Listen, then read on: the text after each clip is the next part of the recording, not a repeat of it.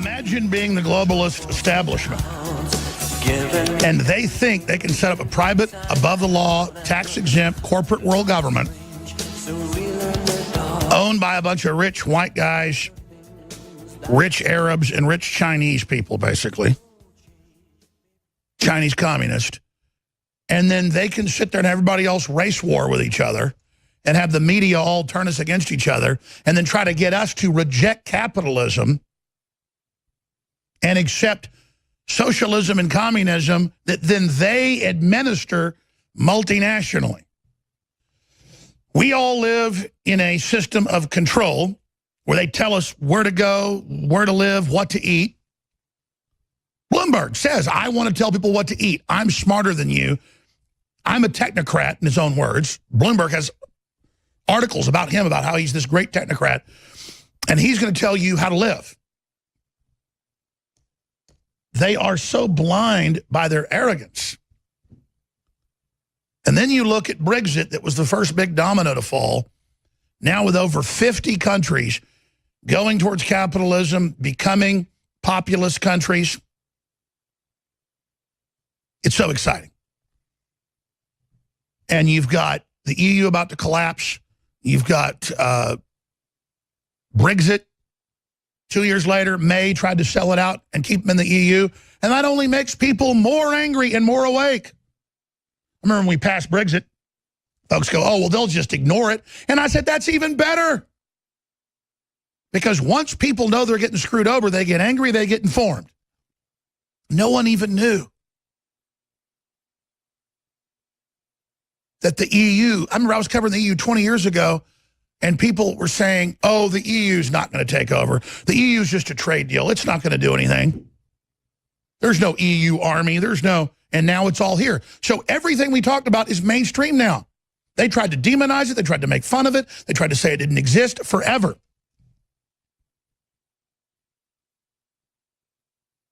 But now we can have a real debate. We won.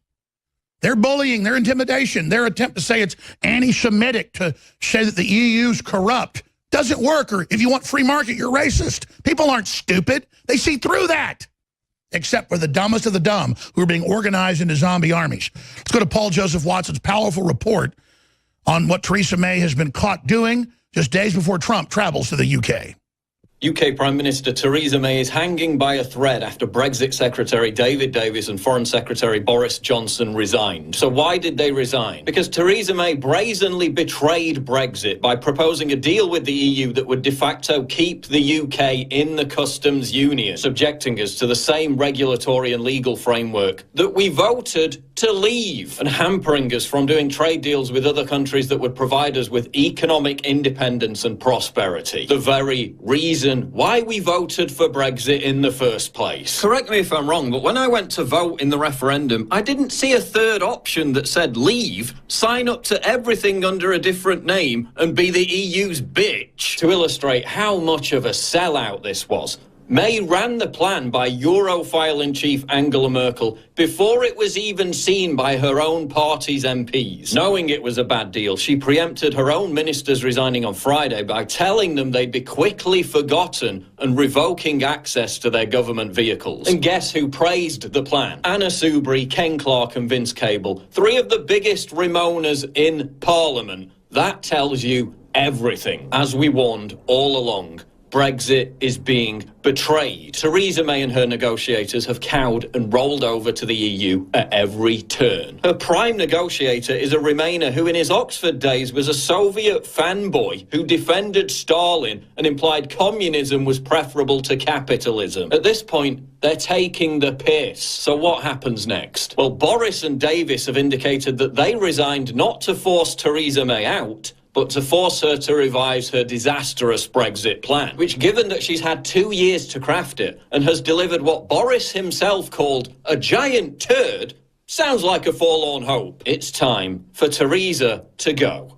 It's time to flush the turd. 15% of Conservative MPs, or 48 of them to be precise, have to write a letter to the 1922 committee triggering a vote of confidence in Theresa May. If she loses, then she's toast. That will trigger a new leadership contest, which hopefully a committed Brexiteer will win. The new leader will then almost certainly feel a need to secure a mandate from the country by calling a new general election. He or she will then have to defeat Labour's Jeremy Corbyn and save the UK from entering a hard-left tyranny ruled by someone who thinks Venezuela's socialist dystopia is a good example to follow. If Corbyn wins, he'll almost certainly derail Brexit or call for a second referendum. If May wins, she'll deliver, at best, a soft Brexit, which is a Brexit in name only, which is no Brexit at all. So it's basically all or nothing. We need a leader who believes in Brexit. For most people, that man is Jacob Rees-Mogg. But JRM is a reluctant leader. He's said numerous times he doesn't want to do it. Could Rees-Mogg be kingmaker? Could it be time for Boris? Since the day after Brexit, I warned that the vote to leave was merely the start of the battle. Don't expect the elite to take this lying down. They'll just make us vote again in another referendum until they get the result they want. These people are snakes.